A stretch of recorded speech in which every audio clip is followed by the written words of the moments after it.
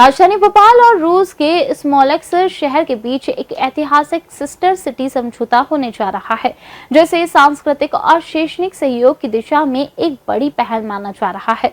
इस समझौते को अंतिम रूप देने के लिए भोपाल की महापौर मालती राय 4 दिवसीय प्रतिनिधि मंडल के साथ रूस जाएगी और वहां 9 मई को मनाए जाने वाले विजय दिवस कार्यक्रम में भी शामिल होगी। इस दौरान भोपाल द्वारा स्वच्छता के क्षेत्र में किए गए उल्लेखनीय कार्यों की प्रस्तुति भी दी जाएगी, जिसकी सराहना देश भर में हो रही है। महापौर मालती राय ने एशियन भारत से विशेष बातचीत में कहा, यह दौरा भोपाल के लिए गर्व का विषय है और इससे दोनों शहरों के बीच संबंध और भी प्रकट होंगे।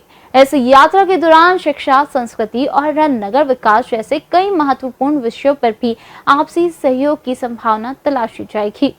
राजधानी भोपाल का नाम अब रूस में भी बड़े गर्व के साथ लिया जाएगा, क्योंकि भोपाल की पहली महिला और नागरिक जो महापौर हैं वो जा रही हैं रूस। और जो सेना दिवस होता है, विजय दिवस सेना का होता है, उस मौके पर रूस में मौजूद रहेंगी। इनके साथ प्रतिनिधि मंडल जाएगा। हम महापौर मालती राय जी से ही बात करेंगे कि क्या वहाँ पे कार्यक्रम है, किस तरह का सिस्टर सिटी से आपका एमओयू या कार्यक्रम रखा गया है। मैम, क्या कुछ कार्यक्रम है, किस तरह से रूस जाएंगी और राजधानी भोपाल का नाम अब फिर से रूस में भी गूंजेगा? कुछ दिनों से इस मुद्दे पर चर्चा चल रही थी कि रूस के साथ में भोपाल को सिस्टर सिटी बनाया जाए। मध्य प्रदेश सरकार की ओर से नगरीय प्रशासन से एक आदेश आया था, आदेश को फॉलो किया और आदेश को फॉलो करने हमने जो क्राइटेरिया था उस क्राइटेरिया को पूरा करने के बाद में और कार्यवाही नगर निगम की चल रही थी। वहाँ से वीडियो कॉन्फ्रेंसिंग के द्वारा एक बार मीटिंग हुई थी। उसके पश्चात वहाँ पर 9 मई को विजय दिवस रहता है। विजय दिवस के उपलक्ष्य में वहाँ एक परेड होती है। उस परेड में शामिल होने के लिए उन्होंने रूस में हमारे देश के भारत सरकार के राज्य मंत्री, भोपाल से महापौर के नाते और तकनीकी विभाग से हमारे प्रवीण सक्सेना जी और अपर आयुक्त हमारे टीना यादव जी, हम लोग 4 लोग वहाँ पर स्मोलेंस्क सिटी में पहुँचेंगे। 9 तारीख को उस परेड में शामिल होंगे और 10 तारीख को वहाँ से वापसी रहेगी। क्या कुछ एजेंडा रखा गया है, किन किन बातों को लेकर कि यहाँ एमओयू या समझौता हो सकता है राजधानी भोपाल का, नगर निगम का और वहाँ?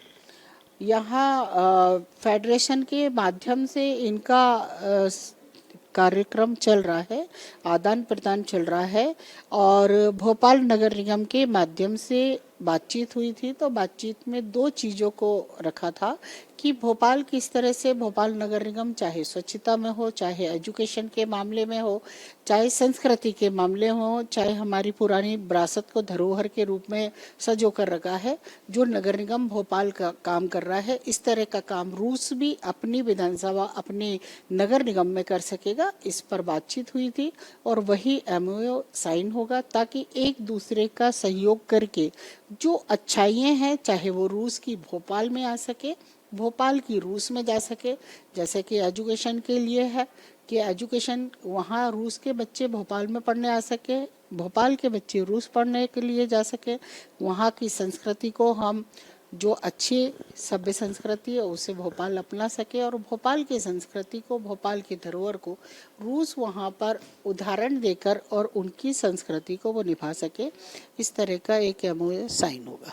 भविष्य में कैसे देखते हैं, क्योंकि शैक्षणिक और सांस्कृतिक आदान प्रदान होगा रूस में जो सिटी है और यहाँ भोपाल सिटी के बीच में, तो भविष्य कैसे देखते हैं, किस तरह से आगे बढ़ा जाएगा? देखिए, वहाँ पर जो पॉपुलेशन कम है और जैसा कि जानकारी मिली है, अभी बीच में एक बच्चों का डेलीगेट आया था वहाँ से, यहाँ पर रिसर्च करने के लिए बातचीत हुई थी। तो एजुकेशन के मामले में भी उन्होंने बताया था कि वहाँ की एजुकेशन जो मध्य प्रदेश की कहे या भारत की कहे थोड़ा सा कॉस्टली है।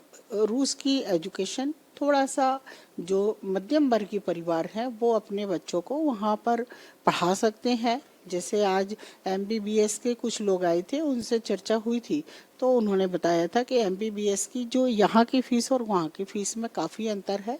तो वहाँ से पढ़ने के बाद में एक भारत में टेस्ट होता है और वो टेस्ट के माध्यम से बच्चों को, क्योंकि मान्यता है उधर के एमबीबीएस की, भारत ने दी है, तो बच्चे वहाँ से पढ़कर आते हैं। यहाँ आने के बाद एक टेस्ट पास करना पड़ता है, उसके बाद यहाँ पर उनको उनकी डिग्री एक्सेप्ट हो जाती है और फिर वो यहाँ पर प्रैक्टिस भी कर सकते हैं और पीजी वगैरह करना चाहें तो वो भी कर सकते हैं। सांस्कृतिक आदान प्रदान को भी बोला जाता है, किस तरह के संस्कृति, क्योंकि रूस वर्षों से इंडिया का दोस्त भी रहा है और हमेशा से इंडिया और रूस में आपस में समझौता भी रहा है, सहायता भी करता रहा है। निश्चित ही मध्य प्रदेश की भारत की संस्कृति रूस को पसंद आती है और वो संस्कृति का आदान प्रदान करने के लिए कई ऐसे सांस्कृतिक आयोजन जो होते हैं उन आयोजनों को वो अमल करना चाहते हैं, ऐसी चर्चा हुई थी। केंद्र से भी कोई मंत्री या जी, भारत सरकार से राज्य मंत्री जा रहे हैं। पहले ये जानकारी मिली थी कि माननीय हमारे राजनाथ जी जाने वाले थे, लेकिन किसी कारणवश हमारे कैबिनेट मंत्री जी नहीं पहुंच पा रहे हैं, इसलिए राज्य मंत्री की जानकारी मिली है कि भारत सरकार से राज्य मंत्री वहां पर पहुंचेंगे। तो ये थी हमारे साथ महापौर मालती राज जिनका साफ तौर पर कहना है कि जो राजधानी भोपाल है, चाहे स्वच्छता हो, चाहे शैक्षणिक हो, चाहे सांस्कृतिक हो, रूस से जाकर के इसका आदान प्रदान होगा और वहाँ के जो स्टूडेंट है यहाँ आगे पढ़ सकेंगे, यहाँ के स्टूडेंट रूस में भी जाकर अपनी बातें रह सकेंगे। और इसके साथ साथ ही जो स्वच्छता की बात, जिस तरह से स्वच्छता में राजधानी भोपाल अग्रणी स्थान पाता है, सेकेंड में भी रहा है, पहले में भी रहा है, तो ऐसे में कहीं ना कहीं रूस को भी इससे सहायता मिलेगी कि किस तरह से स्वच्छता में और आगे काम किया जा सकता है। मैम, कुछ और स्वच्छता को लेकर आप बोलना चाहेंगे?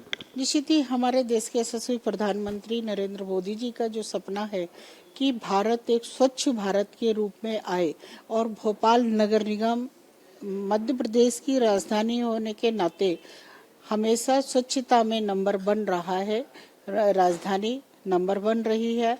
हमारे प्रदेश के मुख्यमंत्री डॉक्टर मोहन यादव जी का जो सपना है कि आगे भी भोपाल मध्य प्रदेश की राजधानी में स्वच्छता में आगे आए और जो देश के प्रधानमंत्री नरेंद्र मोदी जी का RRR रिसाइकिल, रीयूज और रिड्यूस, इस पर भोपाल नगर निगम काम कर रहा है।